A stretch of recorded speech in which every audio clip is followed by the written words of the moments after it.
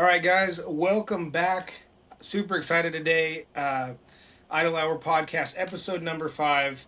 And before I get started, real quick, the episode is brought to you by the original General, OG Brand, Osseo Gear, and Rack Hub, and hopefully soon Soil Saviors.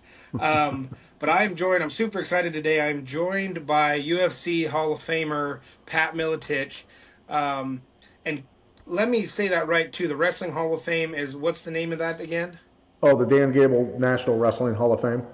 Yeah, yeah. Heck yeah. To me, that's the once when I was in that, that was the first Hall of Fame that I was inducted into, and I was done. I didn't care, and no other Hall of Fame mattered to me at that point. Once you're in the Dan Gable Hall of Fame and you're from Iowa, game over.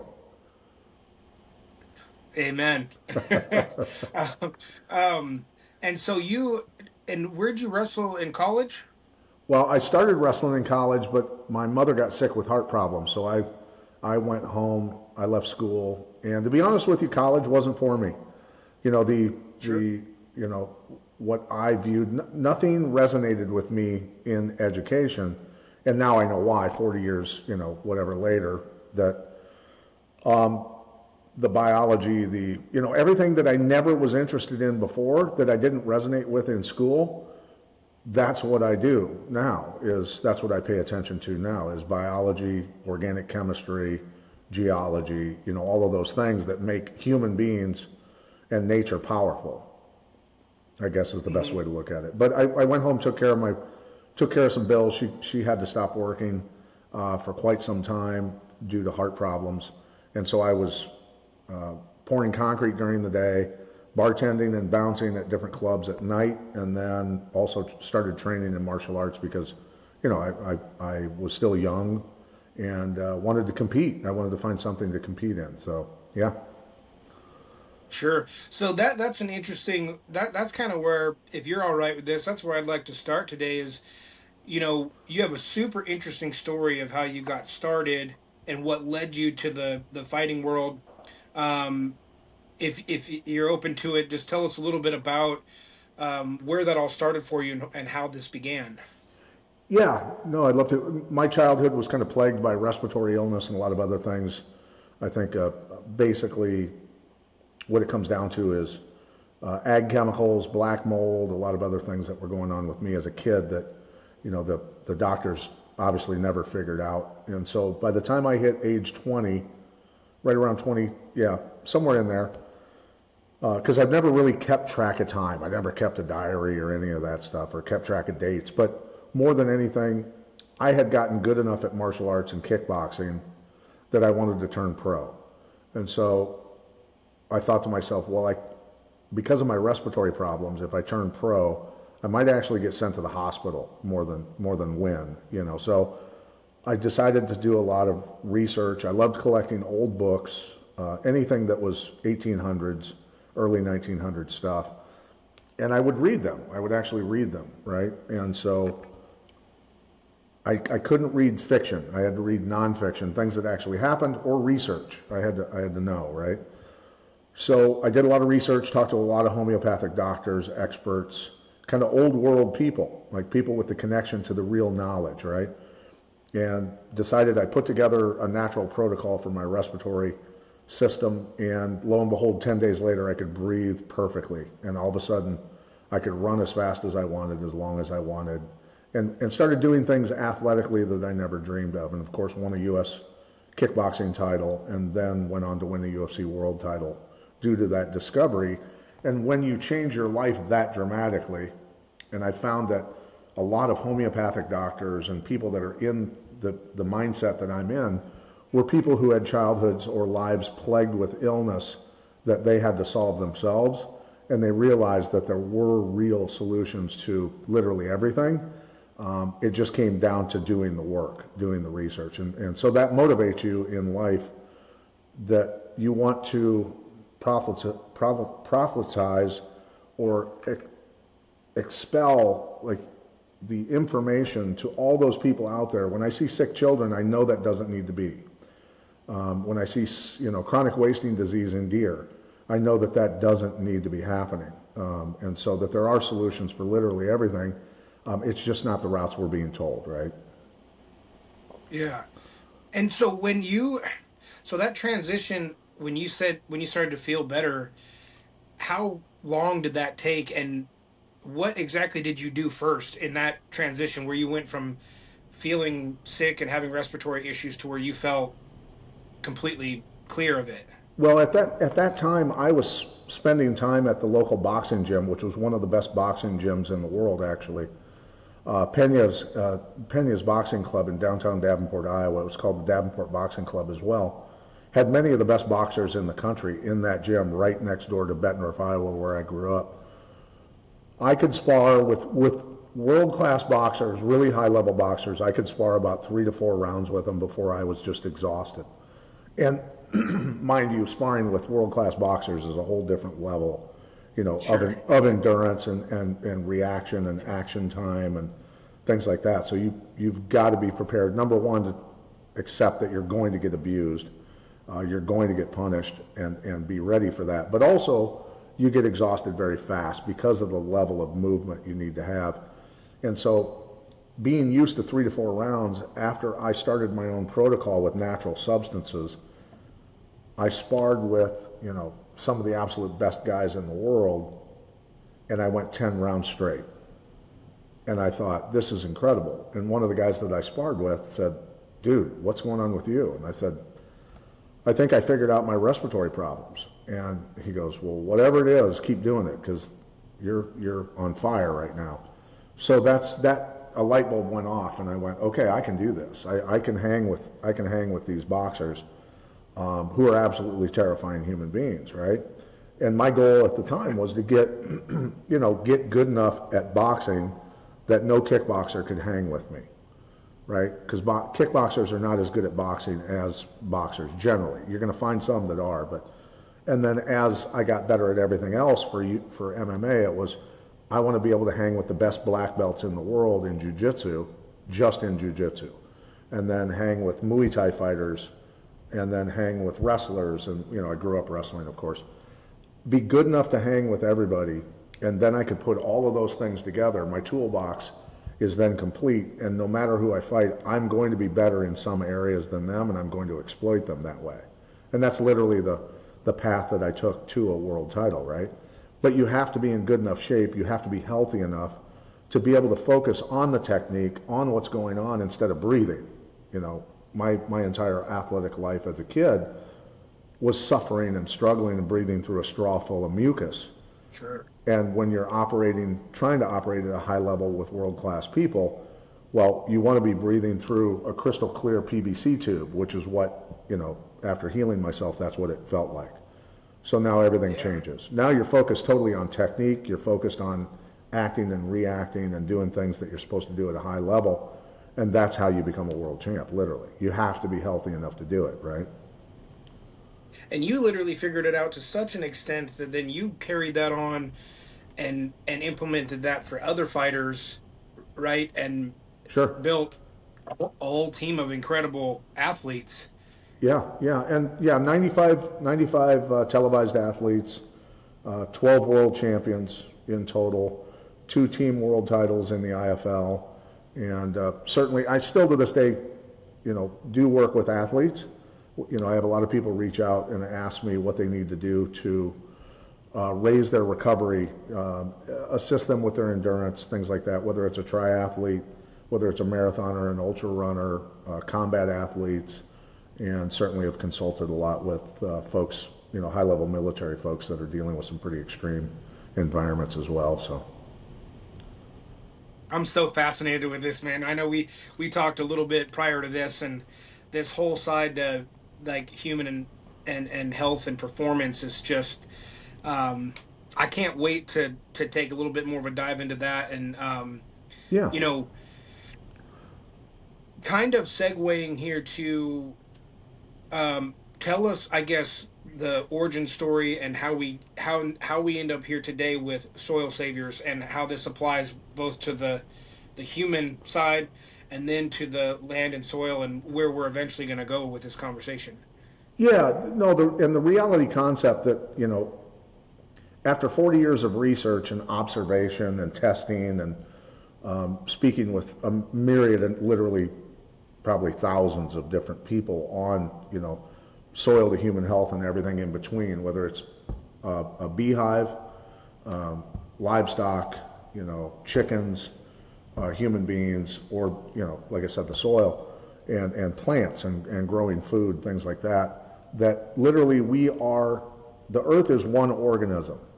And once you understand that the earth is one organism and we are just part of the bigger organism, we then understand how poisoning the organism ultimately impacts negatively or positively, depending on what we do to the soil, is going to negatively or positively impact the organisms that are living on the bigger organism. So again, that doesn't matter if it's a honeybee hive or a livestock, a herd of livestock or human beings. That's how it works. And so if we fundamentally understand how to truly heal the bigger organism, the environment, how that's going to positively impact us. And, having children, after spending my entire childhood sick, and I'm talking really sick, a lot, that I never wanted my kids to experience that. And through my hardships as a kid and all my years of research, by the time I had kids, that, knock on wood, my kids haven't experienced what other kids experience. My kids have experienced nothing but generally A's in school, being very spiritually connected and being incredibly healthy athletes and doing whatever they want. It's amazing. And that's what every child should be able to do. And so when we think about, a lot of the people that are going to listen to this, how does the environment impact a herd of deer, right? When you've got ag chemicals so saturated in the environment, and I'm not condemning farmers. Farmers are stuck in a system between banks, ag chemical companies, and, the insurance companies. They're stuck. I don't blame them for just growing up and wanting to be a farmer. That's it. Sure. But when we impact the environment negatively by killing the microorganisms with chemicals, by destroying organic matter and the percentage of organic matter in the soil and all of these different things and depleting the minerals out of the soil, we're going to negatively affect deer, right? We're going to negatively affect ourselves. All of these things are going to take place. So there are solutions. There are actually pretty simple solutions to solving this problem.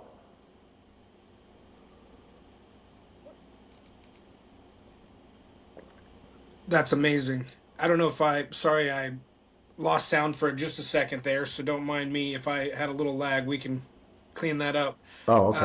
Can you, but so when you go, I guess right now, tell us a little bit about what's actually being done. If you go to a 10,000 acre farm right now and wanted to make this change, what actually happens here? Okay, yeah, and well, I'll talk about kind of a little bit about the historical perspective of how the problems Sure. happened, first off. So if we go back, and I'll just give you a kind of a snapshot of, Germany, for instance. 1913 is when they started to use widespread ag chemicals on farmland in Germany. By the 1920s and into 1928 was the date basically when the C word took over as the number one illness over tuberculosis in Germany, for instance. And by the 30s, physical, mental, and hormonal health was absolutely decimated. 70% of the population was on chemical pills from doctors to deal with the generally environmentally caused illnesses that they were dealing with. And of course, the propaganda was that the citizens were to blame for spreading these illnesses. And that's a very unfortunate pathway that it's easy to drag people into that way of thinking when they're poisoned, right? When they're very ill, when they're very vulnerable. You can spread the propaganda that they're the problem instead of what's being put out into the environment. Fast forward to the United States, everybody knows about the Green Revolution in the United States, the 70s. The chemicals started to be really heightened use in the United States, and that being obviously 50 years ago, we've been impacted for a long time by these chemicals. We've got roughly a billion acres of soil that have been, chemically farmed, or lawns. Everybody in all the neighborhoods putting down, these harmful chemicals, and then golf courses, all the golf courses across the United States. Well, that's obviously going to affect our food. It's negatively affecting and impacting the microorganisms that have the ability to convert harmful elements. So when you overwhelm them and decimate them, now you don't have the protection of the microorganisms that can convert toxins and heavy metals and inorganic metals into beneficial elements. You're in trouble. Like once you go over that heap, you're in trouble. And so ultimately the environment is so saturated with chemicals that now it's going up in evaporation rates, coming down in rain all over the country, negatively impacting forests, where, and this is where the hunters, the outdoorsmen, the people are going to be really impacted. All Americans, but especially the people that want to enjoy the outdoors, is when you have these chemicals coming down in the rain, herbicides, insecticides, all these things, you're going to cause illness for the plants, for the soil, and that's been going on for a long time. They see bugs, for instance, eating trees. Oh my God, it's the bugs. They're the problem. We have to spray insecticides, and you kill the bugs that are eating the trees, but you're also killing all the insects to a certain extent, right? If you've got a blight of trees, which is a fungal infection, that's due to nature fighting back from the herbicides and chemicals that have been coming down. That when there's an explosion of bacteria or fungus, that's nature saying, we got to digest this problem. We got to get rid of this problem. So then they spray more chemicals, more herbicides, more anything on the forests, and thereby cause the immune system of the forest to get damaged even more. And you're in a downward spiral that doesn't stop until the forest is dead or it's burned to the ground because they've dried it out with things like glyphosate. So that's ultimately where this is headed, and we can see it happening all around us and have been able to see it for decades. Man, it's just hard to. There's such a bigger process at play there, and it really hits home for me being from Northwest Montana. I mean, one thing I love about Montana is there's just millions of acres of national forest and beautiful, serene backcountry, um, and trying to picture all of that being impacted by this process over and over again. Um, and And it obviously, is. there's It's happening. It yeah. is, 100%. And so, have you seen? I guess so. Now, when you're looking at the environment around you, um, what are you noticing? Like, say, in your home area, in North Dakota, what are you noticing just in your everyday life where you can see this process going on? Well, I mean, I'll give you several, our our property in North Dakota is surrounded by nothing but millions of acres of conventional ag, right? So, the crop dusters and the spray rigs are weekly all around us. And so what I do, just given all the years of research, what I do is I put down nutrients, I put down a lot of minerals, and I put down a huge diversity of biology, a lot of bacteria, a lot of fungus, and a lot of extremophiles to digest, whether it's herbicide drift or a fungicide drift or anything that's coming in, or anything that's coming down in the rain, which there's not been a whole lot of rain, obviously. The drought conditions in the Midwest are really bad right now, and out west, I believe, as well. So I have to protect the property with nature. And when you reinstall nature back into an environment, it will protect itself.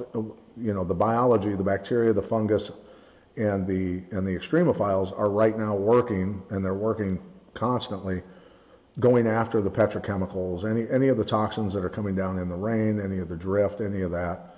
The gardens, the orchards, the chickens, the bees, everything on that property are all super healthy.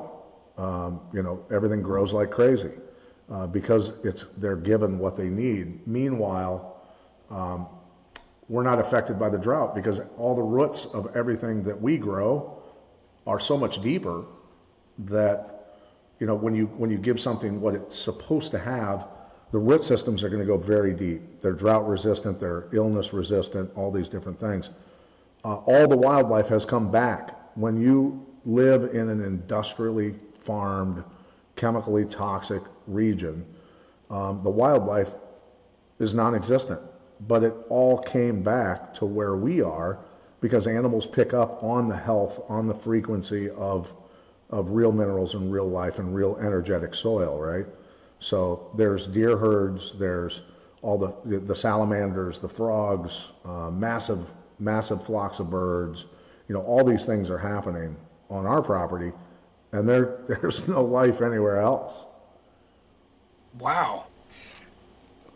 So stark contrast. You're really seeing around your place that it's like barren with as far as wildlife goes, and you've got a uh, Oh, they're everywhere. utopia Yeah, going on. yeah, 100%. Yeah. So, and it's proof. That's It's incredible. proof that animals intuitively and instinctually know. And again, for somebody that is growing, say, for instance, for hunters that have a food plot, if you're doing a synthetic fertilizer and using herbicides, the frequency of that soil, the frequency of those plants are not going to attract deer from 2 miles away or a mile away.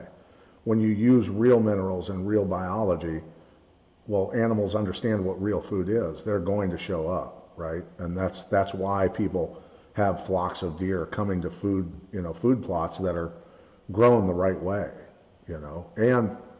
and healing the environment at the same time, right? I love this. So I guess let's going into the land specific. We've talked as it's my audience and obviously a lot of my focus is giant whitetails, but you know it's all wildlife really. Um, Sure. so tell us a little bit about how Soil Saviors works, how you guys do what you do.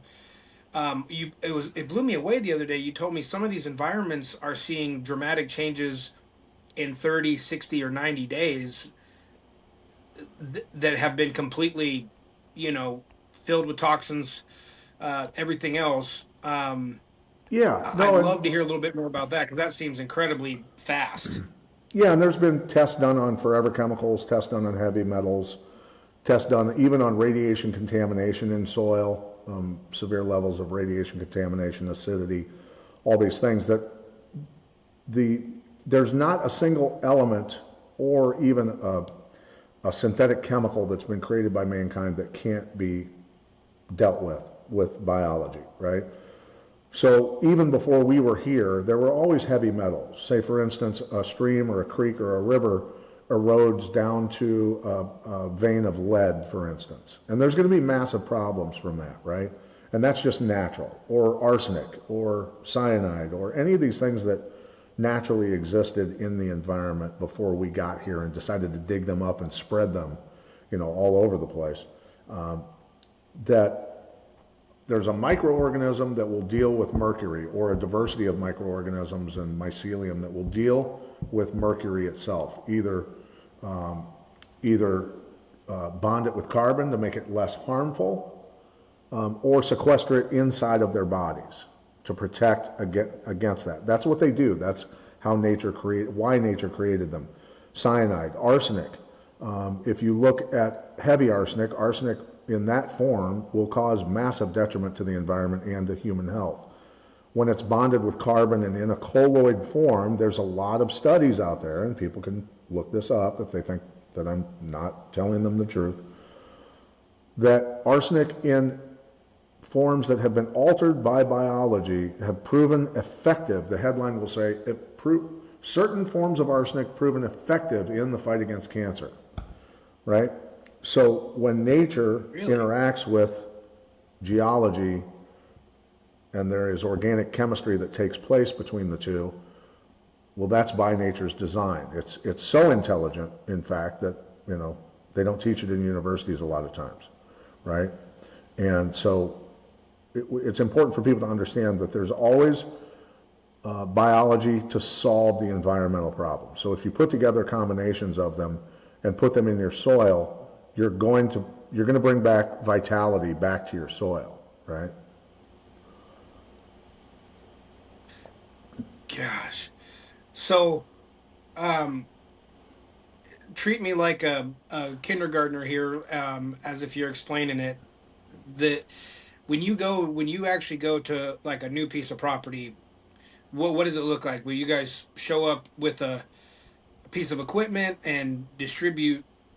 How does it work? No, we mail you a box with the components in it, and you mix it in water and you spray it yourself. And you can put down dry spread minerals as well, which we do recommend, and we can tell people how to get those. But more than anything, it's literally that easy. You have the instructions in the box. All the work's been done uh, with putting the components together of the biology, the different types of biology, and the nutrients from the ocean and from deposits on Earth. And you mix it in water. It's all water soluble, and you put it down, and it goes to work for you. So that's the beautiful thing of it. It's not that difficult. I mean, I've got 70-year-old, 75-year-old people putting on backpack sprayers, or 1 or 2 gallon sprayers that are doing this in their gardens and sending us pictures of massive garden plants exploding everywhere, and they're like, "This is incredible." I kid you not. I'll send you a picture. I wanted to send you a picture of a person holding a corn cob. That, I kid you not, this corn cob it's the biggest corn cob, and they said this is all of my corn. All of my corn is this big. That I've never seen anything like it. It's literally like a 18-inch easy 18-inch long corn cob. And she said she said she's the squirrels are wreaking havoc on her garden because of it. Because all the squirrels are like, "Holy shit, real food. This is incredible." And the squirrels have died and gone to heaven, man. They're in the best place there is. Um, Yeah, so it's super easy. That's the thing. And the boxes were put together with this in mind: 0 to 5 acres, 5 to 10 acres, 10 to 20, 20 to 40 acres, because people have different sizes of land. And for somebody who has a garden, they're like, "I don't need a 5-acre box." Well, you can use it for years. You just need to use a little bit of components out of it each time, all of that sort of stuff. But yeah. nonetheless, it's just taking all of nature and throwing it back into the environment all at once, and that's solving problems. Man, and I'm so excited here that like we talked about yesterday, the cultivation of habitat for whitetail hunting is huge now. I mean, it makes up a big portion of the hunting world is land, not only development but protection and cultivation. Sure. This is something that I could see anybody who's got a food plot, anybody who's working any kind of land, and especially in regards to cultivating big deer, they have to be interested in this. This has to be something that is a no-brainer. Yeah, And well, and I'll just add on, so my observations over 40 years is this: that without real minerals in the right form, you can't put rock dust pills into the human body and expect your cells to actually uptake it. It's not bioavailable. It really is not going, you're just not going to use most of that, and you're not going to get the benefit. If these minerals or vitamins have been converted through biology, bonding with carbon, become colloid minerals and uptaken in through plants, and the real substances from these plants that go into the animals, for instance, the deer that eat them, and that's the way that chain's supposed to work. When that doesn't exist, which it doesn't in most of the country, it just doesn't exist that way, that you can't build powerful humans, for instance. And so I had we'll just say a world leader in regenerative ag arguing with me that cows needed to be put back in the environment first. And I said, "Well, but hold on." I said, "So you're expecting that a cow is going to eat nutrient deficient grass and then magically shit out a huge diversity of minerals from nutrient deficient soil. It doesn't happen that way. You have to install the minerals and the biology first and heal the soil, and therefore the organism living on the bigger environment, its environment, or living on the bigger organism itself, the earth, then is going to uptake all of those nutrients, and the shit coming out the other end is going to be mineral rich still, the minerals that it didn't need at that time, and the biology that comes out of the rear end of the cow then to create, the carbon and all the good things and do what you're supposed to do to soil. So if I take an athlete who's nutrient deficient and expect him to become a world champion through very intense training, punishing training, he's not going to physically survive. That human being, that biological organism, has got to have 60 plus minerals and 90 total elements, nutrients, in the right form. I keep stressing that, in the right form, or he's not going to survive the massive pounding he's going to go through, all of the years of training, two-a-days, and the amateur fights, and then the pro fights, and then finally getting to the UFC and going through that level, wading through that row of killers to get to the point to put on a world title belt. It's not going to happen. So cows aren't going to heal soil by themselves just by magically throwing them in a pasture. That's not how it works. Yeah, it makes perfect sense. The materials weren't there to begin with. Why would they be, why would they be passing out? Sure. Yeah, Yeah. it when you say it like that, it seems like the gentleman you were referring to didn't have a whole lot of ground to stand on. Well, it's just that human beings have been educated to not think below the surface, right? So when we look at symptoms, we'll talk symptoms in soil. So again, bacterial or fungal infections are happening because it's nutrient deficient and toxic. So the chemicals that we might be putting down, people on their lawns are spraying all kinds of chemicals, using NPK fertilizers on their lawns. And then all of a sudden they get a fungal infection, which is like rust. You see the lawn turns red with the red powder from the fungus. Well, that's nature saying, holy shit, this is toxic and nutrient deficient. We have to digest all of these problems. And then people are spraying fungicides to kill the messenger. It makes no sense. Instead of putting the nutrients and the biology back in, the balance, right? So Iowa lakes, 14 of them were closed last summer due to an E. coli explosion in the water.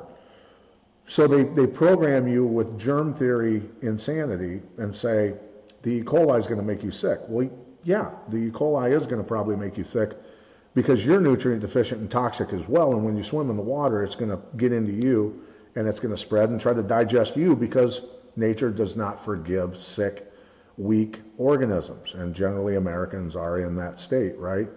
Instead of realizing that the 30-some million acres of Iowa soil that's had ag chemicals put all over it, and that the cows are eating grain, which they shouldn't be eating grain to begin with, are eating grain that was grown with synthetic chemicals, and now the manure that's coming out of their ass is toxic as well. And when all of these things wash into these lakes through the streams and creeks when it rains, now you've got nature fighting back with E. coli to try and digest the problems that we've put in the environment again.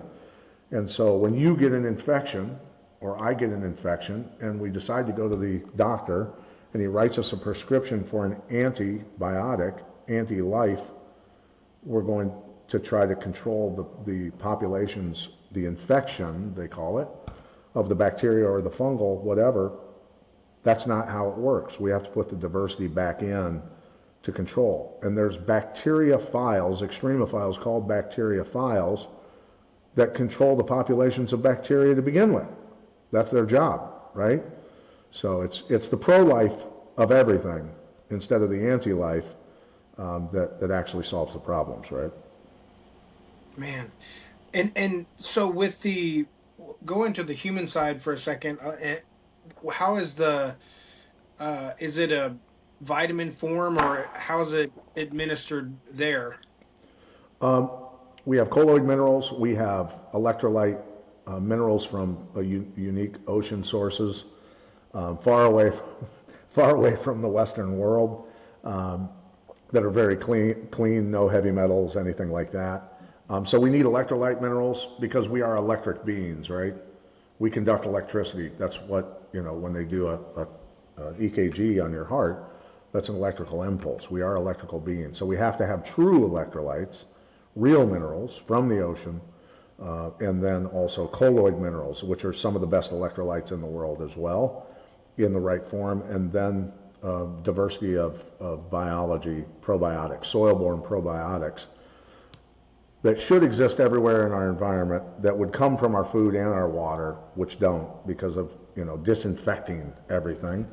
Um, Sure. we just put that back into the athlete, for instance, and things happen. They just run faster, they lift more, they can fight longer, they can do whatever, and that's just how nature works because we are not created in a laboratory. We were created by nature and the power of nature, and so installing nature back in the organism puts power back in the organism itself, right? Oh, man, I am so excited to try. Um, you know, Yeah, we've I'm got, looking uh, forward. and I know, you told me your story about, when you went on a training bender and you got stronger and stronger, your endurance and recovery got better and better, on and on and on, and you just got to a point where you were like, I can't believe I feel this good. That's the way you're supposed to feel in this life, and that's the way people should feel, just up until, I mean, the fact that they tell us that we live to, 75, 80, but let's be honest, people are supposed to live a lot longer. We really are. That's just, I think, 120, 125 years generally is what our genetics say. If you take out all of the negative environmental impacts on us, we're probably going to live at least 20 years longer and have a much higher quality of life, right? So I think it comes down to people that, for people out there that are love to hike, love to run mountain trails. I love running mountain trails. I love being in the environment. And for anybody that's a hunter, having the endurance to do the things you got to do to go on a hunting trip, well, you want to be Yeah. strong, you want to be in shape, you want to be powerful, right? That's what we're supposed to be. That's showing, I guess, reverence to our Creator, and being aware of the gifts that He's created for us, and then ignoring it by throwing pills in our mouth and look, Yeah. all of those things, right? But tell me, yeah, I don't know if you even talked about that a lot publicly, about your level of endurance and everything else that you got to.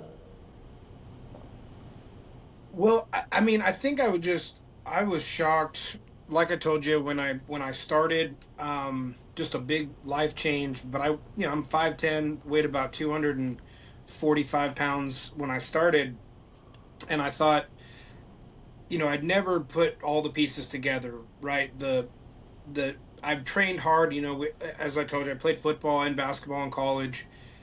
So I'd always been around the gym. I'd always trained. I'd always been active, competitive, but um, never put all the pieces together for one period of time. And so I started doing the intermittent fasting, um, more of like a primal diet, which basically all I ate was meat, fruits, and veggies.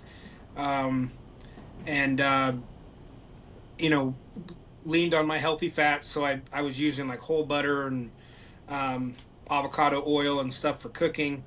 And man, the first month I lost like 36 pounds, and even people at work were going, "Are you okay?" And I'm like, "No, no, I'm doing this on purpose." They were like, "Yeah, we get that, but this is so much change." And I'm like, I was drinking 2 gallons of water every day. I was, you know, 2 or 3 pinches of Celtic salt on my tongue every day, and trying to, I mean, even putting a tablespoon of baking soda in the first gallon of water to neutralize acidity and balance my pH.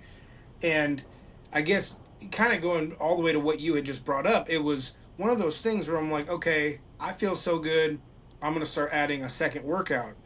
So then I'm like up at 5 doing a crazy workout, maybe getting in like 5 miles and doing a lift and sitting in the sauna, going working all day, and then needing another workout at the end of the day because I'm like, man, I'm ready to go again. And so I started extending those workouts, and I called a friend of mine and I'm like, suddenly I find myself in a space where I almost like I keep doing more in a way almost to like, hit the bed tired at the end of the day, but it's only causing the opposite. Like Yeah, right. Yeah. I'm getting, it's like I'm absorbing energy and it's like radiating. Man, it was incredible. Yeah, and that's the way the body's supposed to feel. And here's the thing, I'm very upfront and transparent about my experience. I've had to heal myself twice. I had to do it at about age 20 through, a childhood of illness, all that sort of stuff. And then after my competitive fight career, I let down my guard. You know, started drinking, eating whatever I wanted, thought I was bulletproof, all those sort of things. Traveling, I was on 4 flights a week, 45 weeks a year, had over 1 million miles on United alone, all this craziness. And suddenly I had put myself behind the 8 ball by thinking that I was so tough and so bulletproof that then I had demineralized myself. I destroyed my health. I was full of parasites. I was full of liver flukes. I was full of black mold again. I had brain parasites. I had, all of these things all at one time. And I was dying. I was literally dying. And I had to come back from that. The battle, first off, no more alcohol, which was almost 3 years ago. And I had to rebuild my health. And now I'm back to the point where I feel the power coming back, like truly coming back. I can do the things that I want to do. And I'm still getting better. At 60 years old, I'm getting stronger and stronger and stronger all the time and pulling and giving, taking my power back. So for anybody out there that's struggling with their health, you can get it back. You got to commit to yourself. And the way that people love their children, I know it's really hard, but you got to love yourself like that. You really do. And we've all been programmed to look out for everyone else. Well, you can only do that if you've taken care of yourself, right? And so take the power back, and you can do it. You can do it. I know so many people, Cody, who have gone from the depths of hell in terms of their health, who are literally ultra runners who can run 100 miles in one day. It's all possible. It's literally all possible. And everybody, given some birth defects or anything physical birth defects and things like that, where you can't just get up and run or whatever, but everybody can live a higher quality of life. It just comes down to going, you know what? Absolutely. Think of yourself as the child and love that child again, like you love your own kids. And once you do that, like, boom, you get the power back. Well, yeah, there's a line that's been floating around. I've been hearing people say more recently about, especially dads, doing exactly what you said. You know, they say, well, I would die for my kids, but the question is, would you live for them? Sure. And the And quality of life. talking And to, yeah, and then educating yeah, your children about these things. That's sorry to interrupt you. Go ahead, but not at all. No, I mean, I guess just I'm feeding off of this because it's just like I've got a 4-year-old right now who's like, it's like having a parrot in the house because like anything you say, she's gonna copy me. So if I'm dropping angry swear words in traffic, what do I hear in the back seat? So you got to watch that. yeah, But what really hit me is, a while back, I was on this nice like 2 week streak of not missing a day in the gym, and we had a day at home, and I'm sitting there thinking, man, I want to get a workout in, um, but I have my 4-year-old, and I don't know exactly how I'm going to do this, so um, I put on like one of her favorite shows, and I'm just sitting there in the same room, and I just started doing some calf raises, and I hear giggling over there across the room, and I look, and she's not watching the TV, she's watching me, and she doesn't know what she's doing, but she's doing calf raises too. And she said, "Why are we doing this?" And I said, "Well," I said, Daddy's just getting in a little workout." She's like, can I do a workout?" And I'm like, "Yeah."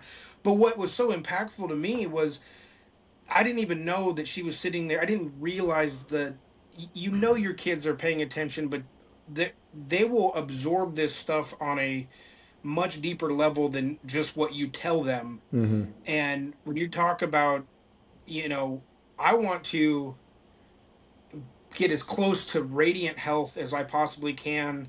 If nothing else, as a dad, I want my daughter to grow up seeing that and expecting that and experiencing that and wanting that Right. and knowing how to have that. Um, you know, I go into the store and I start looking for stuff like kids food, and I'm looking at all these brightly colored packages and everything's got food coloring and dyes and sugar, and you know, I just gave up on buying. I don't buy any cereal or breads or anything. I mean, I'm not a great cook, but I'm trying to also just buy whole foods and cook for her Right. um the best I can, and gosh, it's that's a huge battle, man. Yeah. No, and that's something that, with, uh, you know, eating pasta and bread and cereals and all these things, donuts and whatever else, all these things convert to sugar. And what do those sugars feed? Those sugars feed parasites. Parasites thrive on that. They thrive on a toxic environment, nutrient deficient environment, and sugar. And they spread like wildfire. And that is a fact, right? That is a fact. And so when my youngest daughter was pretty young, she's 12 now, but when she was like 5, she was in the back of my pickup truck and she was saying, "Daddy, you're going to get me a." We were going to the grocery store and she said, "Daddy, you're going to get me a donut." I said, "No, I'm not going to get you a donut." And she started losing her mind. And I said, "Here's the way you have to phrase it: is I love you too much to do that to you. I love you Yep. too much to give you that. It's slave food. Grains, nuts, and seeds are slave food. That's what, through history, they have fed slaves to keep them alive long enough to get the work done. And that's not what we are. Our children are not slaves. Our children are royalty, and they are to be fed like it. And so when we look at our digestive systems, we have the digestive system of a bear. Our eyes are in front of our head. We are predators. And so what does a bear eat? It eats meat, and it eats some berries, and we'll forage for some things. But mainly, those bears need massive amounts of meat. And we Yep. technically are carnivores with, the fruit and vegetables, yeah. But nuts, grains, and seeds are absolutely toxic because plants can't run. So what do they do to protect their young? Put natural chemistry into the seeds, their young, to make it toxic for humans and other animals to eat. What do deer eat when they're in fields that farmers have grown? They'll pick up on a lot of grain that was grown with chemicals, and now you've got issues with, and they're drinking water, the runoff from these ag chemical toxified fields, and you've got all kinds of health issues. When they talk about, and I want to get into this, this is really important for people to pay attention to. Chronic wasting disease is a prion illness, meaning a misfolded protein. And I want everybody to stick with me on this. So there's a PhD biologist who has his own hunting show who is standing up on the stage at conventions saying that chronic wasting disease is a contagious illness, when in reality you can't have a prion illness, which is a misfolded protein, without DNA damage that sends off messenger RNA, everybody's heard that by now, that sends out improper messenger RNA to get printing of the amino acid chains that roll up into the proteins we're made of, right? So if you've got damaged DNA and you end up misprinting the aminos that end up in a misfolded protein, you've got prion illness, which is in deer chronic wasting disease. It's caused by what? Well, we know that synthetic chemicals and heavy metals cause DNA damage. So what is it we're putting into the environment in massive amounts by billions of pounds and gallons that's causing some deer to have these issues? So it's important for people to pay attention to those things. It is environmentally caused, and from my observation, and this part of this statement comes from Steve Moore, who's a guy that's been doing this for 50 some years, is that the environment always dictates genetic expression. That's his part, and I added on, and immune function. So when we are struggling with our health, it's, from my observation, always caused by the environment, the negative impacts of it, and how do we remove, chelate those toxins out of our bodies and put the real substances in that we need, or that the deer need, or the honeybees, or anything else. So the real world does bring back power, right? The real components of nature.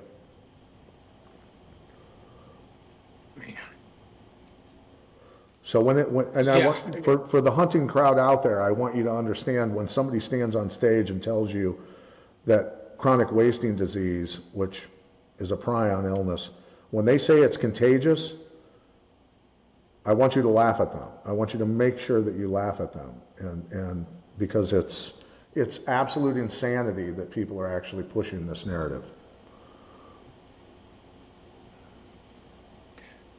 So do you think, bringing it back, and I think I know the answer, but let's say if you'd taken the biology back to places that have had chronic wasting disease and seen a change? Here's what I will say, is that we do know that these substances chelate or remove the toxins from the cells of humans and animals and honeybees, right? If we're pulling the harmful heavy metals, inorganic metals, and synthetics out of the cells that cause DNA damage, what is the simple conclusion that we can come to? If we remove what's causing the problem, it's pretty safe to say that we're going to solve some problems. Sure. Right? Sure. And I've never spent time in an area that has had the chronic wasting or EHD stuff, and I approach this a little delicately because I am not an expert there. So but I'm very obviously aware of it and concerned about it for the whitetails and the habitat and the places that are being heavily affected by it. Like, being from Montana, like the Milk River area was a tremendous, kind of like Montana's pride and joy back in the day. And that place just got absolutely hammered. Yeah, yeah. And look, here's the thing is, when people, it's super important that we all humanize everything, right? That's why I say I don't blame the farmers, I don't blame the agronomists, I don't blame the people that work for these companies. I just don't. I'm not going to do that. I'm going to say that we have a lot of really good people that are stuck in some systems that are very outdated, with a lot of very severe unintended consequences that need to be solved, right? And if we want to protect ourselves and our own children, there are fundamentally things we need to do that. If I own land and I want it to be in better condition and have higher vitality and produce real food, real chemical-free food for myself or for cattle or for deer, well, there's things that I have to do, right? And there's fundamentally just things that we know over many decades of research that solve a lot of problems. And so when someone is paid to not understand the solutions, they're never going to find them. And that's just the way it is. And so where do I put my value? Look, I can go the rest of my life, I'd prefer not to, but I can go the rest of my life with not very much money. But I can go to bed at night knowing that I have the solutions, and I've installed the solutions and the protections and the knowledge into my own children that they're going to move forward in life the best they can, navigating a very toxic environment and protect themselves and then their children, right? That's all I can do. I can only I can only do what I can do. But as an army of people who understand these fundamentals, we can impact massively. We can impact the way things are done, and that's all it is just take care of your little chunk of earth, take care of your Yeah. family, do what you're supposed to do. That's it. And what do you know, I'm sure you have conversations with people um, from more metropolitan, higher population areas. How do you convey this feeling there? You know, I'm thinking about it here. Like I live in South Florida, and there's a lot of concrete and development, and there not a lot of access to, at least where I'm at, like not a lot of access to the wild environment Mm-hmm. or cultivated land. Right. And so, how do you appeal and or share this part of it with folks that live in these bigger, more populated areas? Because this, I feel like this environment is even more difficult to try to keep a healthy balance with, because it's just, Yeah, I I feel think, like all I I think a water restructuring device is super important. A real restructuring device.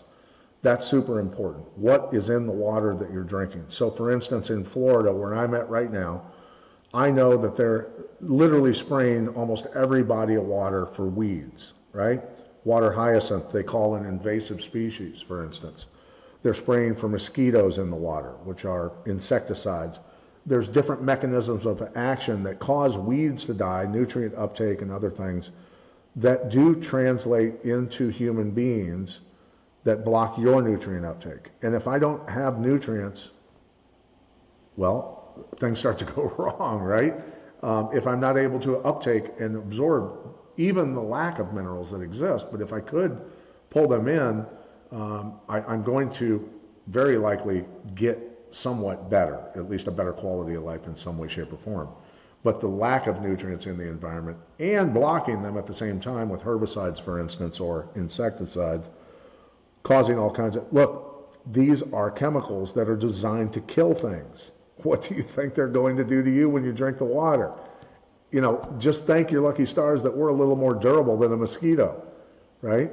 So, right. so, so water restructuring device is very important, and then understanding what to put in your body to chelate, to pull those toxins or push those toxins to cause your body to, because your cells are going to search for anything they can get to replace the things they don't have just to survive. That's what we do. Organisms want to live, right? So we're going to pull up anything we can. It's not what we're supposed to have, but we're still alive, while we may have all kinds of health issues.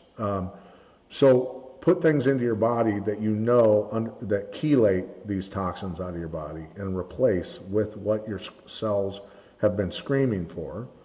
And you'll go through, a lot of Americans will go through a detox phase where they won't feel great, but that's all the toxins coming out of their body. And then on the other side of that, they're going to experience a life with more vitality, more energy, more mental clarity, more desire to go to the gym, all these different things, better performance, whatever. So that's really what people that live in metropolitan areas need to do, is address the organism itself first and your family, and then from there, start thinking about other solutions like food. Where am I getting my food? What was it grown with? What was put in the soil, right? So I've Mhm. visited a ton of farms and said, show me your fertilizer.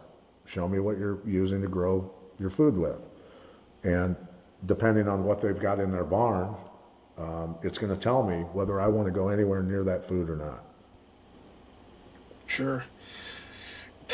And and it's such a interesting, uh, when you talk about resetting that, and that detox side of it is very real.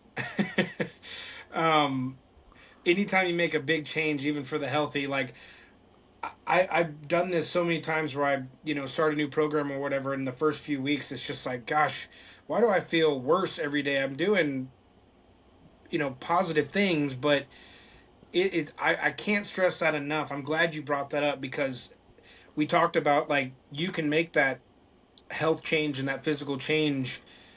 It doesn't matter whether you're 20 or 40 or 80, you can make dramatic change. Um, but that first initial phase of it, change is sometimes like shock to the body, a healthy shock, but it is a shock. Right. Dramatic change of like intake and what you're eating, the water you're drinking, and the things that you're cutting out. Like if you are, you know, a smoker who, you know, smashes 3 energy drinks every day, has junk food, has a high sugar diet, and doesn't work out, and you flip all those things at one time, you're gonna feel like you got hit by a truck. Yeah, yeah, and But that's the thing. Yeah, with little people can make little changes. Like, hey, let's just not eat bread and pasta until Sunday. Call it your cheat day. If you really want to put that in your body and cause more inflammation and all that sort of stuff, okay, reserve it for a Saturday or Sunday and just do your thing. But you can cut it all out. You really can. And you're going to feel better. There's going to be that transition, right? So again, parasites love sugar. When you deprive them of sugar and they don't get food sources, they're going to get angry. They're going to release chemicals. That's why it's like you're jonesing for a donut or a piece of Mhm. bread or that cinnamon roll or whatever. Trust me, that's not you. That's your parasites saying, feed me, feed me. Right. So you just got to understand that concept, that it is real and that you're going to starve them to death and that you're going to get rid of them and your health is going to get better. Your vitality is going to get better. So little changes, whatever it is you got to do, and get on, high grade food, man. Try to find grass fed. Try to find the chemical free chickens. Try to find real fish from the ocean because the ocean's the healthiest place in the world, period. Yeah. All these And, different things, whatever you can do. yeah. And so Pat, going on that, what is like an ideal day of eating look like for you? Generally, like I just had a plum, but normally I'm like back on our place in North Dakota, I'm eating eggs that we've got 200 chickens on the farm, so we've got plenty of eggs, obviously. So I'm eating eggs, generally eating meat. I will eat vegetables. I love hot peppers. We grow massive amounts of hot peppers. We can food a lot. So I'm eating fruits and vegetables and a lot of meat. Mostly, honestly, I would prefer to eat mostly meat, supplemented with a little bit of berries, fruits, and vegetables, but no leafy vegetables. I've cut out like spinach and kale and all of those things because they have natural chemistry in them that cause us a lot of problems and inflammation as well. So we're not Phytonutrients, right? oxalates and things like that. So yeah, we don't do well with those. So, and some people are more sensitive to them than others, right? But ultimately, my digestive system is not going to digest spinach and pull the nutrients, or kale and pull the nutrients. So like it's like, why would I go out and eat a bunch of grass? I'm not a ruminant. I'm not going to pull the nutrients out of that grass like a cow is, right? So we eat what we were designed, what our digestive system was designed to pull nutrients out of, and that's where you're going to Sure. feel better.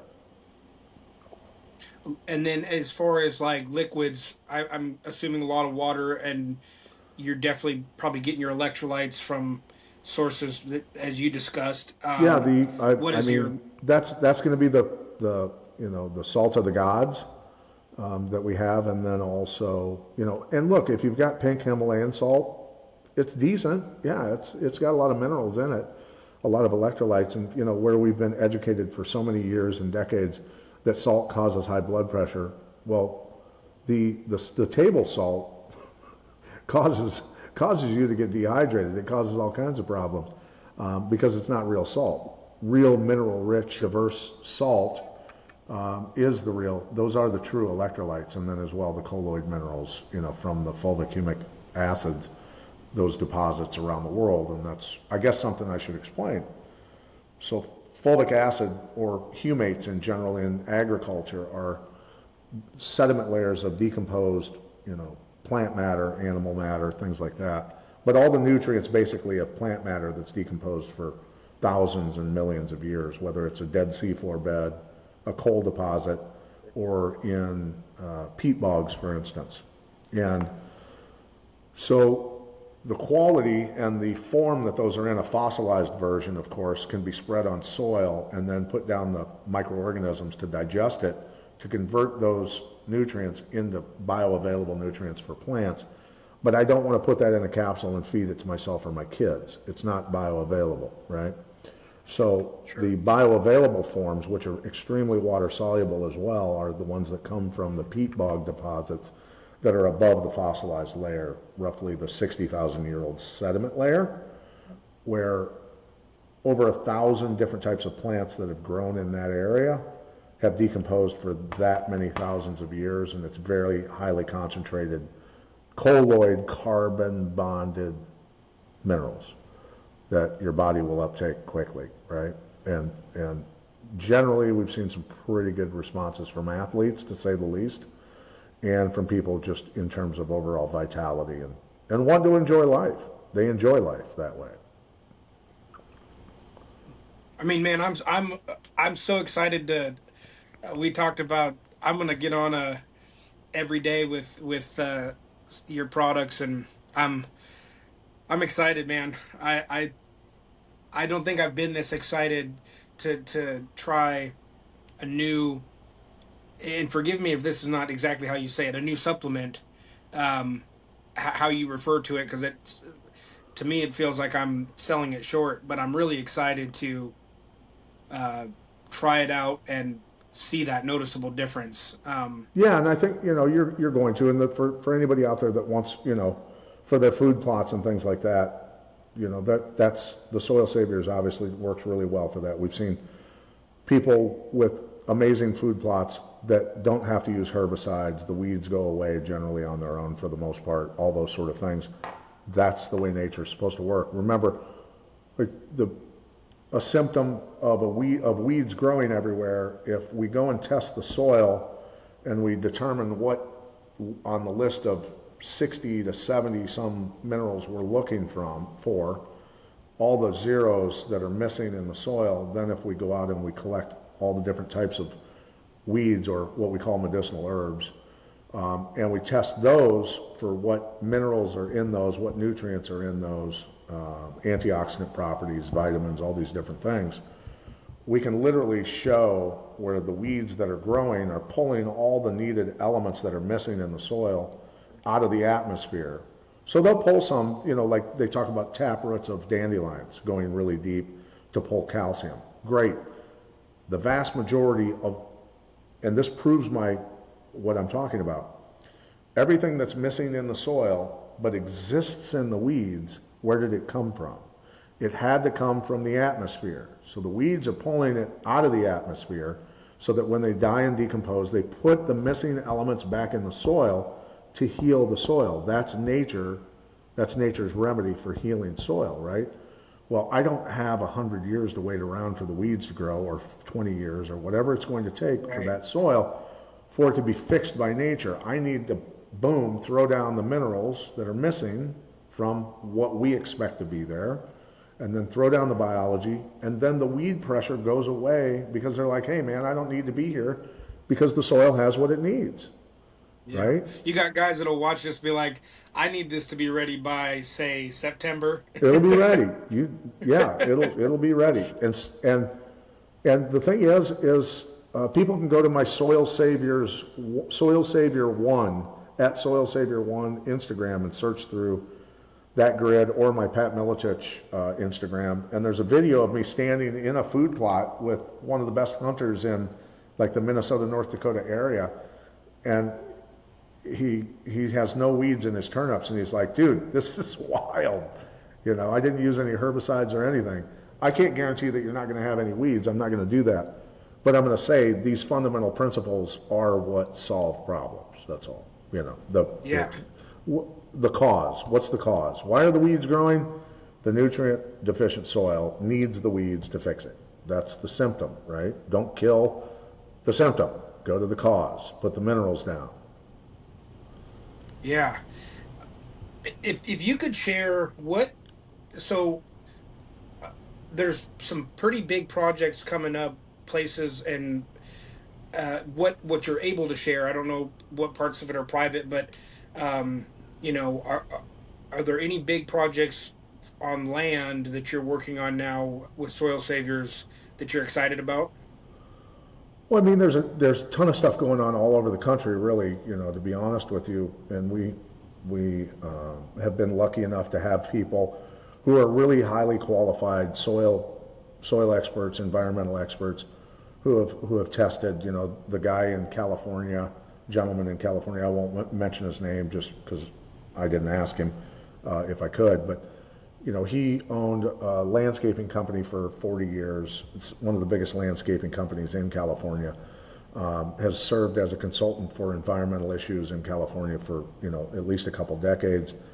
And they couldn't solve their problems with greening of their citrus trees, the low producing avocado trees, you know, all these different things. And he's sending massive amounts of videos. The greening's going away, it's all gone. The citrus is amazing. Production is going nuts. All those sort of things to, you know, high acidity and radiation contamination in western North Carolina, where that hurricane blew mine tailings through that valley and toxified the valley. You know, we've gotten great results back on that. We've got great results on, obviously petroleum issues, things like that. So. People need to flip their script and understand that, for instance, raw petroleum combined with microorganisms is actually going to create massive nutrient dense soil, or like on the sea floor bed where the Valdez oil spill happened in Alaska, that the microorganisms of the ocean eventually converted all of that petroleum into bioavailable nutrients, and it became the richest fishery in the world for several decades because of it. Really? Yeah, so people need to understand that all these things that have been vilified, germs, petroleum, coal, when they're actually used in the proper way, they actually can be amazingly helpful to the problems. So, yeah. That's incredible. I mean, I feel like I've learned so much. I could sit and listen to you all day because I really, um, I don't, I almost feel like I don't even, I've got so many questions I want to ask, but I don't know even how to ask some of them. I No, just, I it's think, fine. And ultimately, for you, you've felt extreme levels of health and endurance and strength and all those things, and you're still obviously a pretty fit guy. Are you at the optimum level you want to be at? I don't know that. I'm guessing you probably want to go a lot higher. I would love to go higher. And I shared with you before, I actually, last year, very similar to the story you told, last year I had 100 different flights. I was in all 50 states and 4 different countries, and trying to do workouts in hotel gyms, but definitely missing some workouts with Sure. travel. And um, I would give myself about C plus at best for dietary choices while traveling. And then, of course, some nights getting in late, not getting to bed till 2 a.m., and other time and having to turn around and get up at 5 o'clock in the morning, or, Yeah. so I got my sleep schedule off. I slipped on my diet some, and definitely, I gain weight really easy. I lose it pretty easily too, but Yeah. um, And that's at all the it peak takes. of that, Think about that, Cody. That's all it took was just not enough sleep and eating food that's not optimum for us to eat. And let's not right? lie. Let's not lie to each other that even when we're traveling, we actually can eat good food. We We can. can. It might not be quite Absolutely. as good as what we're going to eat at home if it's grass fed that we love, the Hmm. chemical free chickens and the natural eggs, the free range eggs and stuff that I eat a lot, all that sort of stuff. But I can still get a good piece of meat.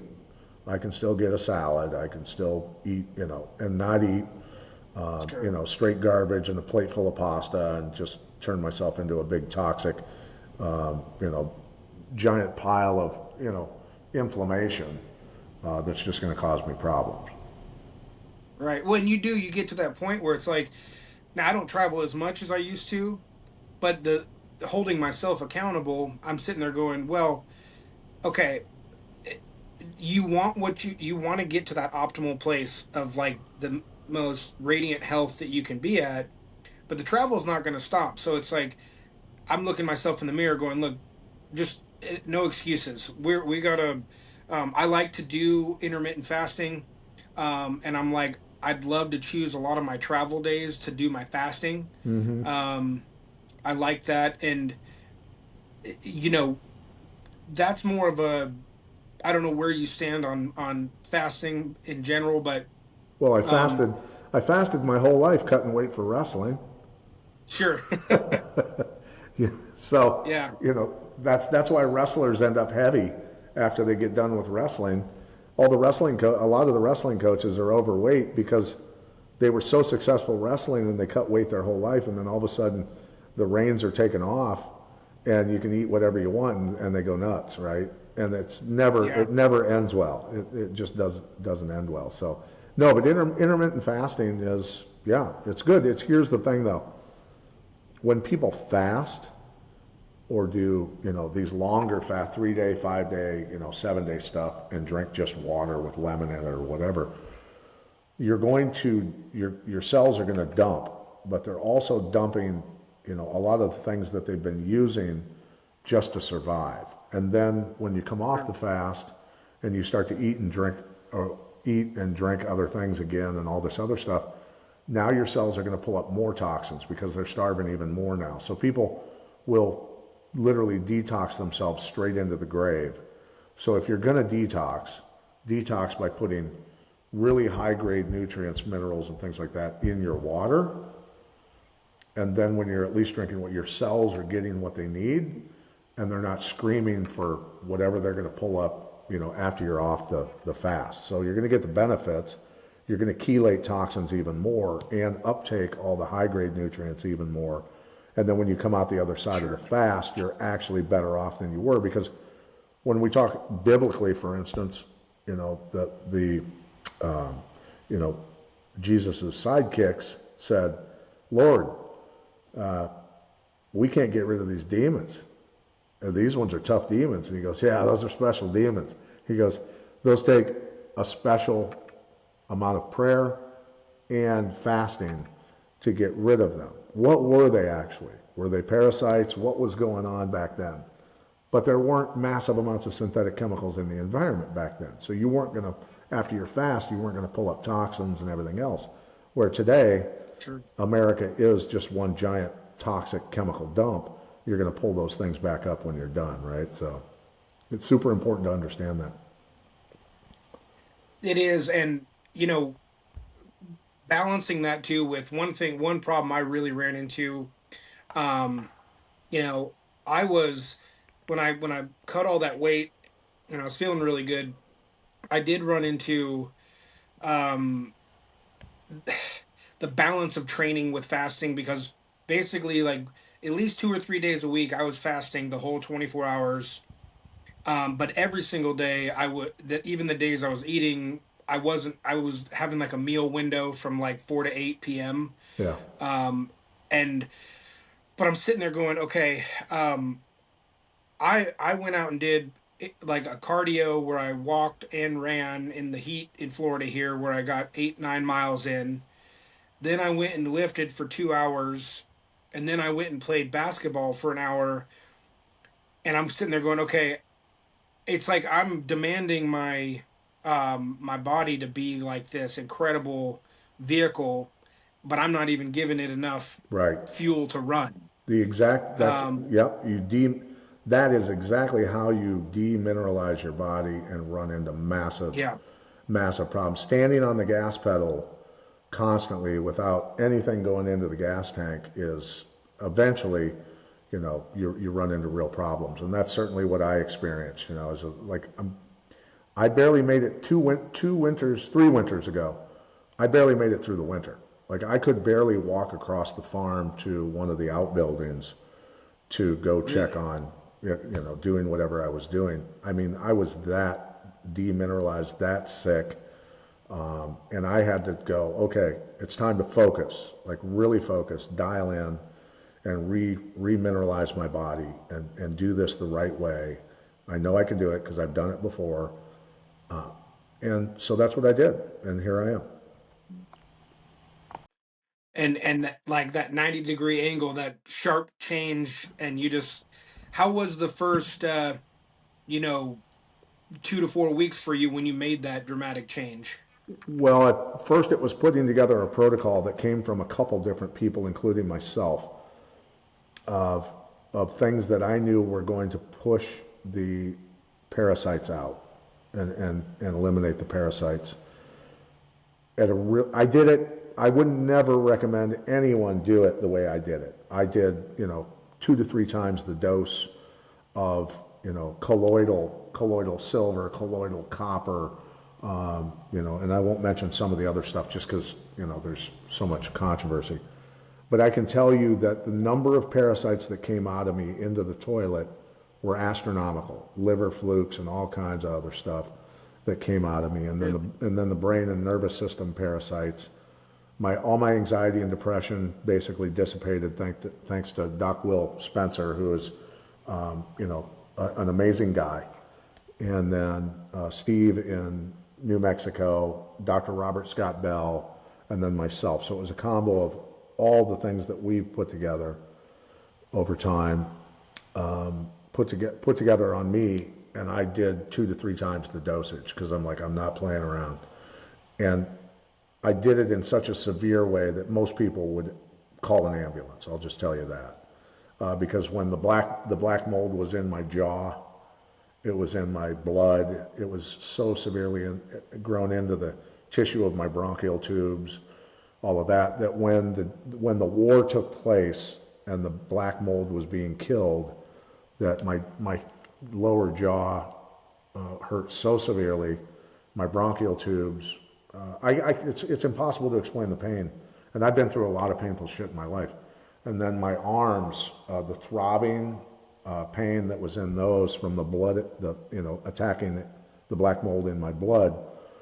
That for 24 hours it was ugly. Anybody else who didn't know what they were doing and what they went into it knowing was going to happen would have called an ambulance for sure, because I was rolling around on the floor in severe pain. I don't recommend anyone ever do it that way, but I'm a psychopath that way. Right? When I decide to do something, I'm going to do it all the way, right? So Yep. you can do it gently. You can gently detox over a period of time where it's very gentle, and you might feel low energy and things like that for a little while. But coming out the other side, you're going to come out like the sun suddenly just came out from behind the clouds and is shining on you. That's literally how it feels. And that's when this happens, and you start to go up, and that's the beautiful thing about it. So yeah, don't do it like Pat did it. Just you know, It's amazing, man, that you, just to touch on that too, like going back to that time that I told you that I felt the most optimal in my health. I actually, I thought that even sunlight felt better. The air smelled more fragrant to me when I sure, was optimized.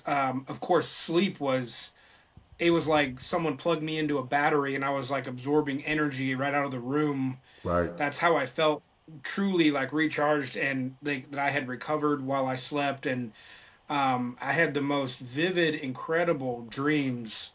Um, just I would look forward to going to bed at night because I'm like, the dreams are going to be incredible again.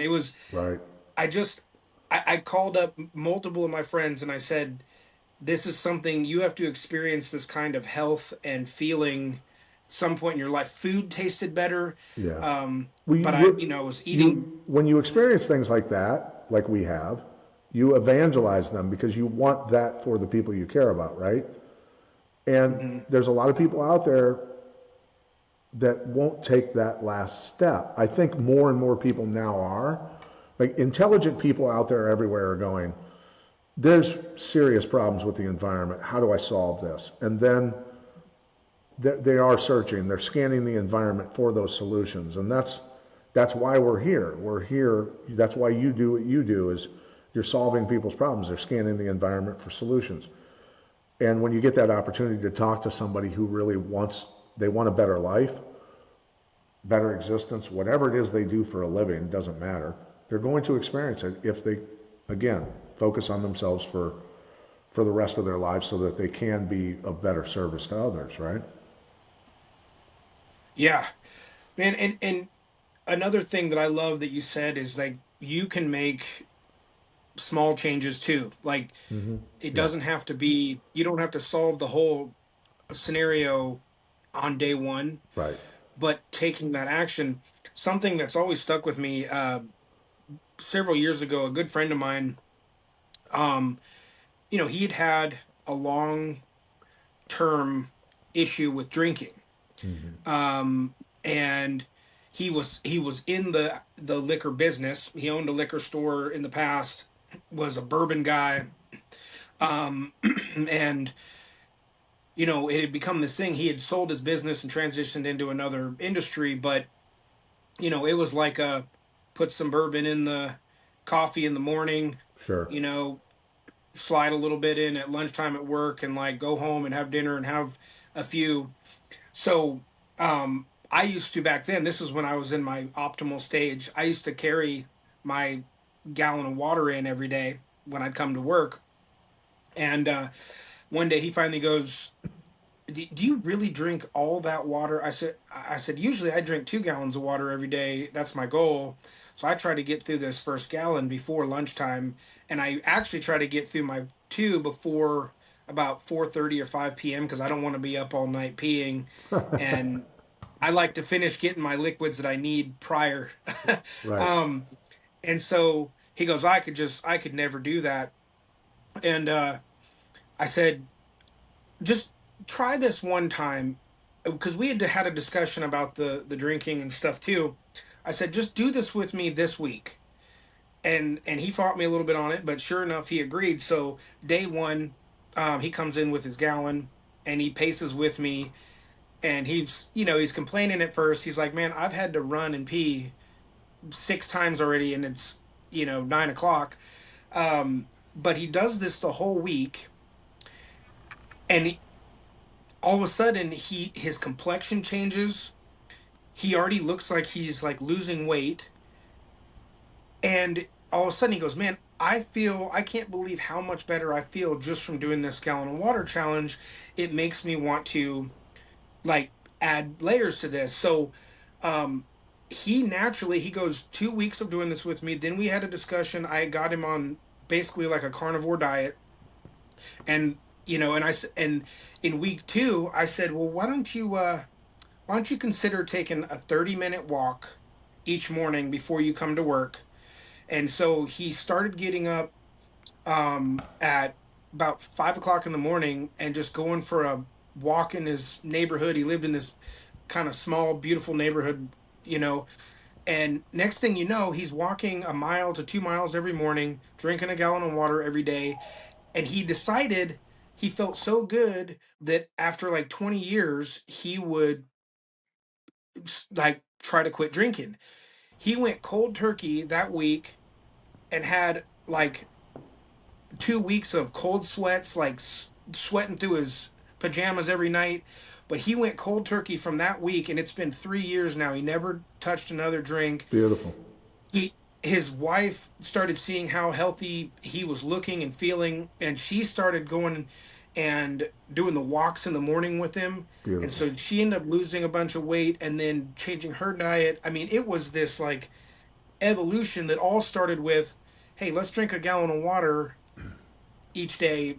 while we're at work. Right. Yeah. So, And the thing is that this is important for guys that are listening to this is that, we're under a lot of stress. That's not, I'm not saying women are under a lot of stress because they are, but men in today's society are under a lot of stress. There's a lot going on in the world. There's a lot of bullshit going on. A lot of negative impacts, a lot of frequency stuff. If you're an electrical being, so if you think 5G and 6G and Wi-Fi aren't negatively impacting your organism, trust me, they are. There's environmental stuff we've talked about that are impacting us. There's financial stressors. There's all this shit going on. And what do? Is we try to cope. And we try to cope with booze, with pills, with shitty food, with whatever distractions we can, scanning on our phone constantly, turning to porn, all this bullshit, right? That's what men get caught up into in modern society. And it's super important, again, to look at yourself like the little kid you were and say, you know what, I'm done with this bullshit and I'm going to love myself like a father loves his kids, like we do. Start looking at yourself like that. amen. And take care of yourself and throw off all the bullshit and take the steps you got to deal with. And look, I'm guilty of making a lot of bad mistakes in my life. That's in the past. I don't have to make those, and I don't have to fall for the bullshit my ancestors fell for. All of this programming that got us to this point. I don't have to fall for that. And I don't have to do that, and I can teach my children better because our job in this generation, I see more than any time in history, is to stop the generational trauma and bullshit that went on, right? And then I observe how my kids operate in society totally because I made an effort, a really conscious effort to change the pattern. My kids operate so much differently than I did at their age in my 20s. It's night and day. It's night and day. Now, these kids don't take any shit off anyone. And they know how to debate. They know how to stand up for themselves. But at the same time, they know when to argue, like when there's a valid argument, or when to protect themselves and defend themselves, or what they're going to buy at the grocery store to feed themselves, or what they're going to watch on TV and how it's going to impact them, or what they're going to listen to. They operate differently than I did, totally. And that's amazing. It almost brings tears to my eyes to watch them and how they operate differently than I did. And that was my job. That was my job. My kids are better than me, 100% better than me. And that's our job as fathers. And so stop abusing yourself. Start loving yourself. The little kid that was looking for love or whatever it was you were missing, and give it to yourself and change your patterns and stop the bullshit. Stop the trauma. Stand up for yourself, stand up for your families, and do the right thing. And anybody can start now, and it can start with Today. one action. And it's the Yep. language we use. I'm going to start doing this. It's like, no, I've started. I'm doing it. I'm not going to start next week. I'm going to go to the pantry and I'm going to take the bread and the pasta and I'm going to throw it in the garbage where it belongs. I am going to look into a water restructuring device. I am going to do these things, and I'm going to start focusing on what I put in my body. Yep. And again, it can be little changes. It can be little changes as well. Like, put down your cell phone. Stop looking at fucking porn. Stop getting into political arguments that aren't going to change your life for the better or worse. Right? Start focusing on you. Just you. That's it. Yep. Yeah. Yep. And I have to throw in there, surround yourself with people who want that for you too. I mean, Yeah. They need that for you because it's, you're their provider. yep. They need you to do it. They desperately need you to do it. But Yeah, nobody desperately needs it more than you. Right? that's right. Yeah. That's right. You know, the I will say this for the rest of my days, but I just can't say enough the starting now, like you just said, and just believing, when I was in my optimal phase there, and I'm returning to that now. I'm training my butt off here, but There you go. um, you know, I have quite the frame. I mean, I'm 5'10", you know, I've got almost 60-inch shoulders and a 54-inch chest, and I had a 30-inch waist. Yeah, And I'm sitting in the sauna, and a lot of these young guys were like, "Man, like your frame, how, like, what's the secret?" And it was always like, I just show up every day. I do this. right. The secret is I come here and I work out, and I do it every day. And um, like, I'm not doing any exercises that you haven't seen before. I'm not doing any lifts that you don't know about, Right. and I'm not eating any food that you're not aware of. Hmm. It's just putting it all together and showing up every day. And um, Yeah. it, it's it's not rocket science. And the beautiful thing was, I bet it made for a really enjoyable adventure for the linebackers that were trying to tackle you. you know, uh, and it was funny too because when I played in high school, I had been 150, 160 pounds most of high school, and then my senior year I was about 180. But when I went to college, the speed and strength coach said, and I trained. They told me in the summer, they're like, get as close to 190 as you can. Man, I trained all summer. I ate like 5 meals a day. And I didn't gain any weight.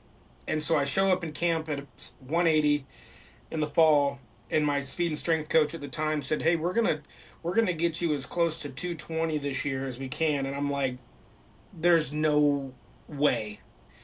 I mean, 180 pounds. Like I told you, I end up getting all the way up to like mid 250s, and I just I think there was a little bit of a growth spurt in there too. I was a Sure. freshman in college. I And was probably a huge dump uh of testosterone, natural test, and all that. Yeah. yeah, yeah. Because I mean, I got structurally bigger too. It wasn't just Right. muscle and like but man, it was. So we were knocking heads, and of course, what's funny is I get all the way to that 255 mark, and they actually switched me over to being a slot receiver, and Okay. I'm like, oh. So then they wanted me to, I cut back down to about 220 there, and then like ultimately went and played basketball the next year, and they wanted me to cut back sub 200. So it was a roller coaster for my first, 2 years of college, Wow. because, Yeah. but, yeah, I felt the, now that frame, I don't want to be like, I'm about 240 right now, and I don't know what my optimal weight is, but it's not 240. Right. Um, so I Well, I think yeah, when yeah. I Go ahead. Sorry. oh, sorry, I was just gonna say I cut all the way down to the high 170s 2 years ago, and that was a little too lean for me. Yeah. Um, and I think somewhere around that 190 range would be my like Yeah. And sweet spot. the one thing that, one of my mentors who was head of Army physical readiness, he's a scholar. I mean, he did documentaries in like Burma on taking dilapidated old buildings, abandoned school buildings, and putting physical education teachers from Burma in there, and they had to redo the whole building with hand scrapers, pull all the varnish off the wood floors, repaint everything, clean out the old squat toilets, do re-landscape all so that their environment would affect their mind. And then he started the actual training program, and he took physically deformed, literally just ill through years, physical education teachers, and would transform them into these amazing human beings in like 10 weeks. These incredible documentaries that he did. But, that was the stuff that, he taught me, like training upside down. He taught me all the old kettlebell stuff, the Indian clubs, all these different ways of training, the old ways of training, that I realized that ideally, because the Arnold Schwarzenegger craze, in my humble opinion, destroyed athleticism in America overall. Like Mm. the looking strong, the linear movements, and this shit. Yeah, we need to be able to do that. But it's the movements of the way the body was intended, the arching motions, the circular motions, the patterns, all this sort of stuff is what builds like true athletes. You can do anything you want once you're functionally fit. So the way I look at it is the size you should be is if you're eating super good food and you're moving a lot, that's where you're going to end up. And how can I best climb a fence, run, jump, it's all run, jump, swim, climb shit. It has nothing to do with bench pressing a house. I would rather do 100 pull-ups than bench press a house any day, Right. And so if at 60 years old I can still go out and do, 10, 15, 20 miles, whatever, that's pretty optimal for 60 years old in today's society, and still be able to lift enough weight that, I could throw a human being around if I wanted to. You know what I mean? That sort of stuff. So that's really kind of where I guess ultimately I figured that's where I should be. Can I climb a freaking rope to the ceiling? And can I swim, across a river? Whatever. You know what I mean? And do it really well. Yeah. Well, it's funny, man. The last year, so I went hunting in New Zealand last year, and we were red stag on one part of the hunt, but then the whole area where they filmed Lord of the Rings, those mountains from there that you see, Yeah. we were climbing from sea level to three-quarters of the way up those every day for like a week. And That's a hard workout. yeah, and I was very weight room ready, like you said, like the movements that I don't necessarily need. And I remember hiking up that hill and I had a pack on, and I actually was carrying a camera and a tripod and some stuff. But it was like one of those places where you'd have 6 hours at a time where there wasn't a single flat place to put your boot down on the ground. Everything was vertical. Yeah. And then the last 2 days it actually snowed up there, so we had that element to it. Like I'm looking down, going, if I slip, I'm just going all the way to the bottom. There's no stopping here. And but I remember being kind of frustrated with myself because I'm like, all this work that I put into this, and yet like my feet are killing me. I'm too heavy for my frame to be doing this. Mm-hmm. And I'm sore in places that I know that if I was a little bit more flexible, and I just noticed these things. It's like I didn't care about at all what I looked like. I cared that, like, my hips were tight, my ankles were really sore and swollen by the end of that trip, and um I just was like, this is what I want. Like, I want to be in the kind of shape that I can throw on a pack and take off up this stuff at any given time.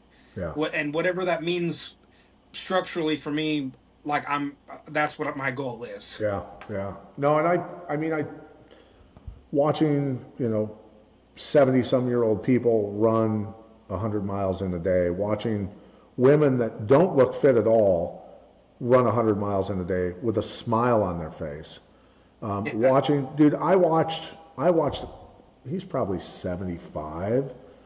I watched him run from the parking lot because I was way ahead of him. And it was like one of the lowest parking lots you could park in to do the hike up to the top of Mount Elbert in Colorado, which is the tallest mountain in Colorado. And we were blasting up that thing. And dude, I watched a 75-year-old guy show up as a speck, and I watched and I was like, he's moving fast. Like, he's running up the tallest mountain. I don't care who you are, running up the tallest mountain in Colorado, 14.5, is insane level of endurance. And he got up to us and passed us before we got to the top. I watched him go to the top and turned around, started running back down, and on his trip back down was throwing rocks off the trail. He was clearing the trail on his way down, and then he stopped to talk to us. Dude, I'm getting ready to run Leadville, which is the Leadville 100 in Colorado, and we were just doing acclimating because I'm a flatlander, right? And so he stopped to talk to us, and I go, dude, you just ran up the tallest mountain in Colorado. I watched you. And he goes, yeah, I do it all the time.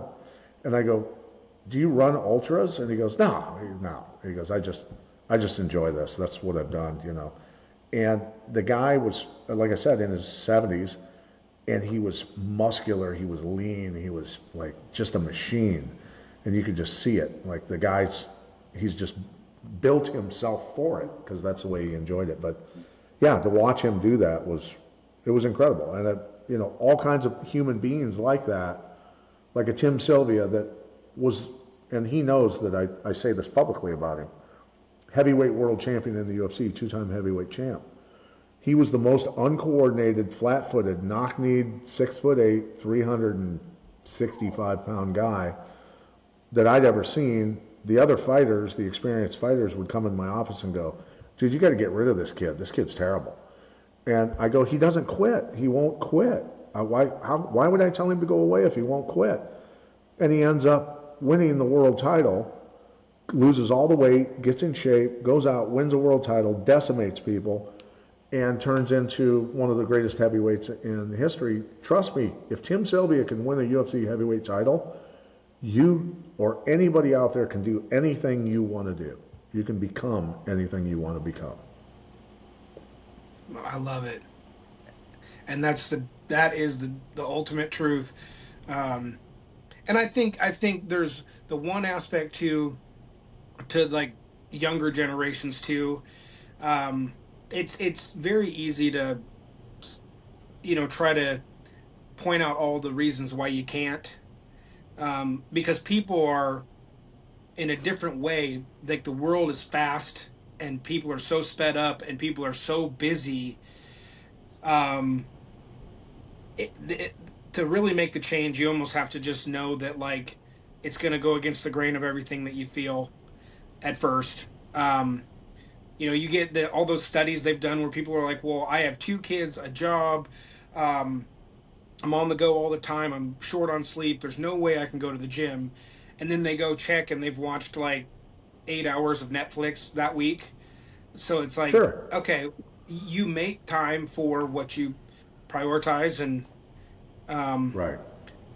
the those habitual things that you spend a bunch of time doing that you don't even think about.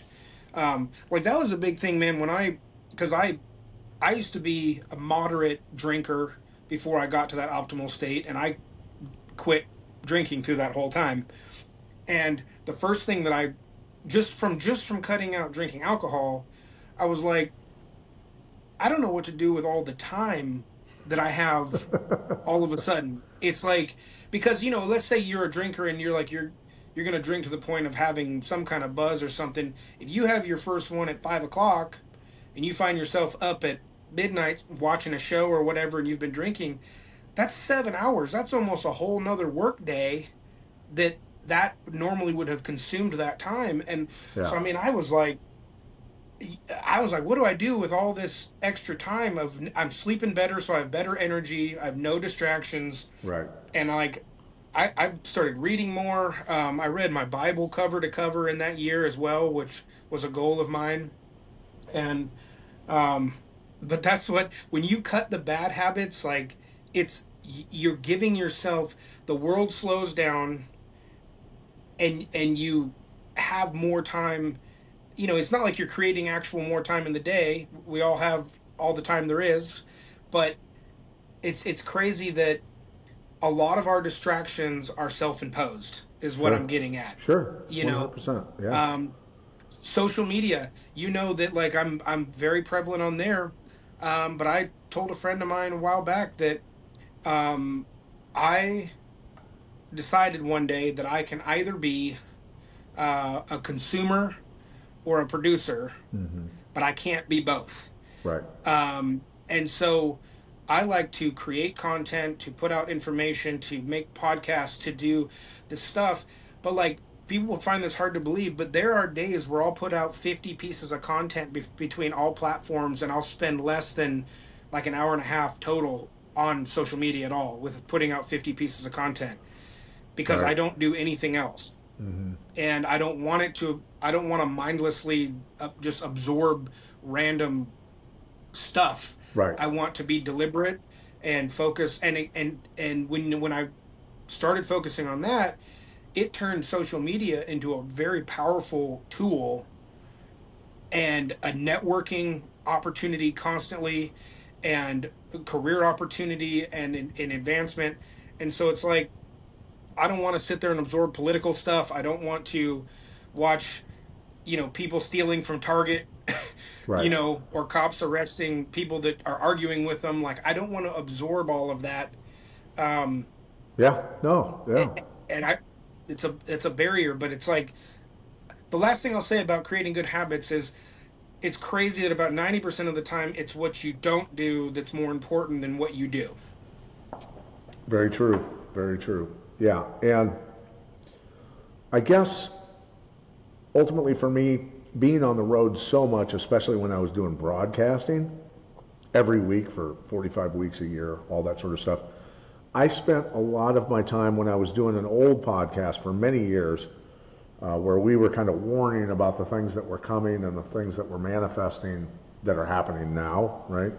For years, like, about environment, about all these issues, about technology, about surveillance, about all these things, right? Politics, everything else. That I did so much research to be so informed to be able to talk about these problems that I had toxified myself. And it was nothing but bad information, Mhm. nothing about, and ultimately we have to, we have to understand and recognize the problems to be able to form a defense for them, right? But I went to such a degree that I wanted to be able to have a debate with anybody about the environment, about human health, about technology, about all these things, about constitutional rights, about all kinds of crazy shit. And by the time I was done, we had millions upon millions of downloads, and I said, I'm done. We hit top 50 in the world for news. We were above all CNN, almost all Fox News radio shows. We were above everybody. But nobody was hardly funding us because we were so third rail and ahead of the curve.